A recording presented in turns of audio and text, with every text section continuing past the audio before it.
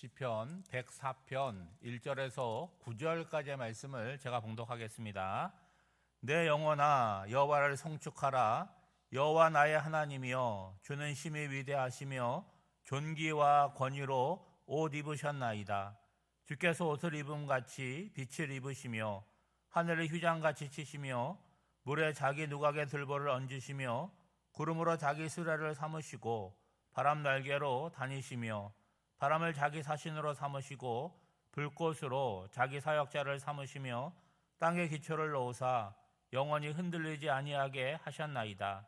옷으로 덮음같이 주께서 땅을 깊은 바다로 덮으심에 물이 산더리로 솟아올랐으나 주께서 꾸짖으시니 물은 도망하며 주의 우레소리로 말미암아 빨리 가며 주께서 그들을 위하여 정하여 주신 곳으로 흘러갔고 산은 오르고 골짜기는 내려갔나이다. 주께서 물의 경계를 정하여 넘치지 못하게 하시며 다시 돌아와 땅을 덮지 못하게 하셨나이다. 아멘. 시편 104편은 35절까지 있는 비교적 긴 시편입니다. 시인이 보는 세상은 굉장히 아름답고 조화로운 거죠. 오늘에 살아가는 여러분이 보는 세상, 자연은 어떻습니까? 우리가 그 시기에 맞춰서, 계절에 맞춰서 봐야 할 것을 볼 수 있고 또 느껴야 할 것을 느낄 수 있다면 여러분 복이겠죠.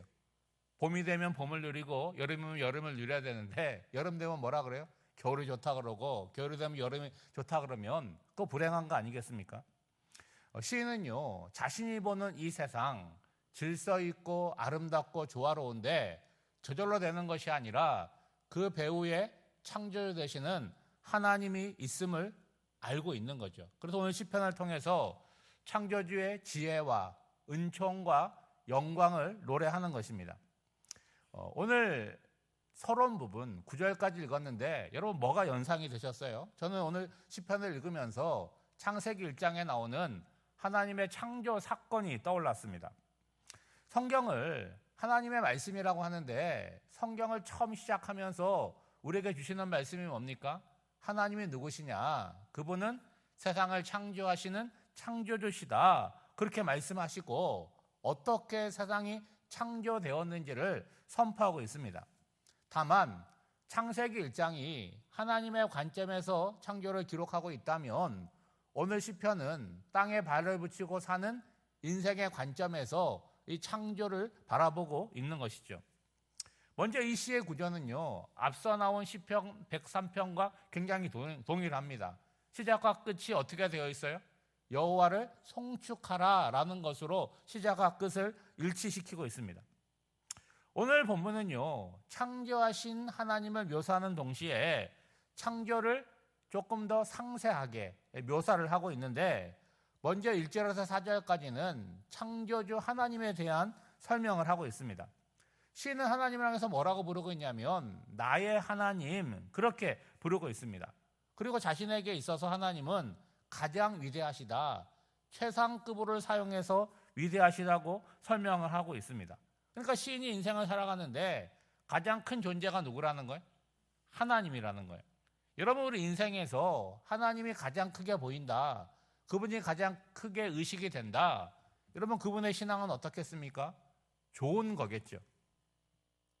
여러분, 전체적인 내용으로 볼 때 시인은요, 자신이 보는 세상을 통해서 하나님이 계시다는 것, 그거는 당연한 것이고 그분을 일상의 삶을 통해서, 자연을 통해서 아주 크게 느끼고 있다는 거예요. 먼저 그분은 존귀와 권위로 옷을 입으셨다, 존귀와 권위의 하나님이라고 이렇게 설명을 하고 있는데 여러분 보시면 우리가 하나님에 대한 수식어를 많이 붙이잖아요, 그렇죠? 그런데 하나님 이렇게 부르면 끝나는 거 아니겠습니까?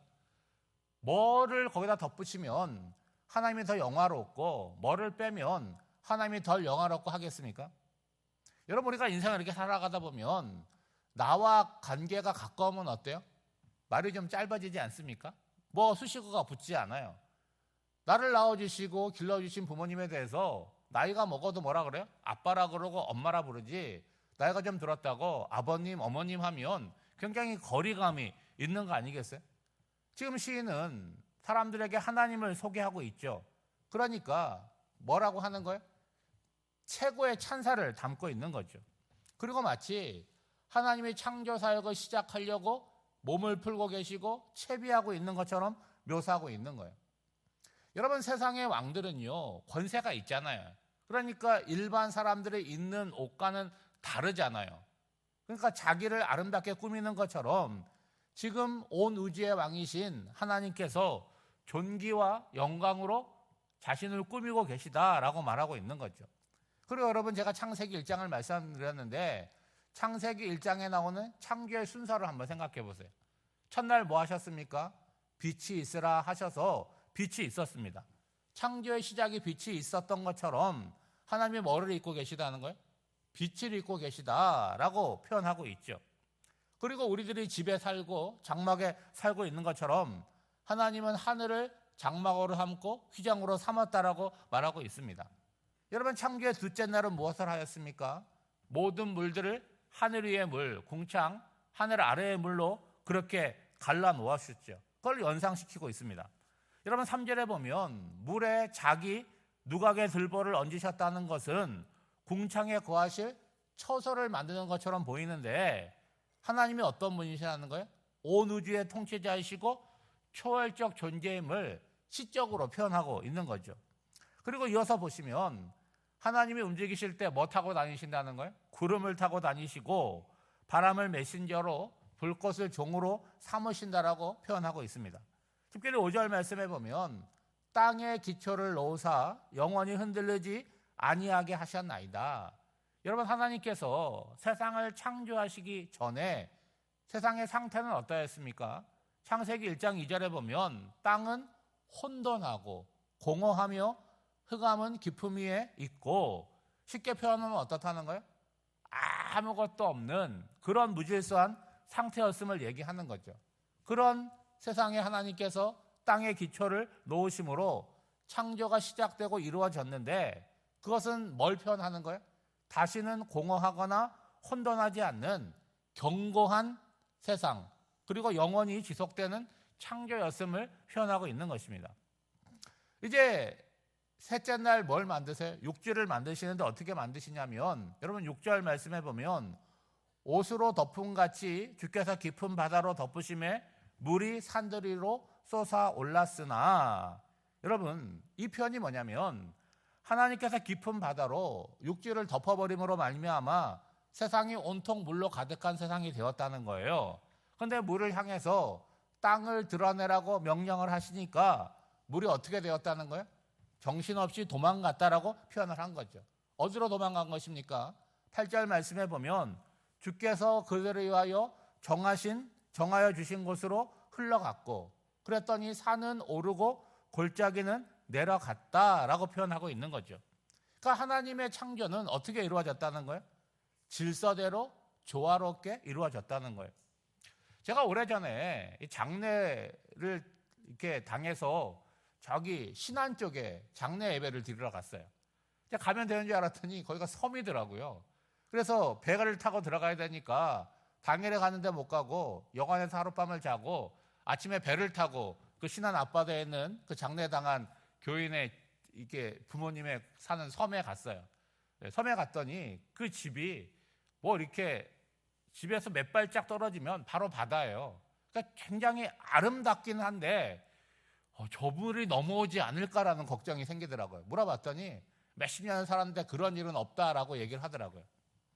여러분, 그 물이 조금 뭐 넘치거나 파도가 쳐서 넘어온다 그러면 거기서 불안해서 어떻게 살겠습니까? 근데 여러분 9절 말씀해 보면 주께서 물의 경계를 정하여 넘치지 못하게 하시며 다시 돌아와 땅을 덮지 못하게 하셨나이다. 하나님이 그렇게 질서를 정하셨고 그렇게 명령하셔서 물은 물에 있는 거고 육지는 육지에 존재한다는 거예요.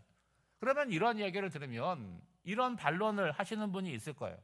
아니, 여름 되면 매년 장마 생기지 않느냐, 그리고 태풍도 오고 물로 인한 뭐 쓰나미, 자연재해들이 있지 않느냐, 그런 건 뭐냐라고 얘기할 수 있겠죠.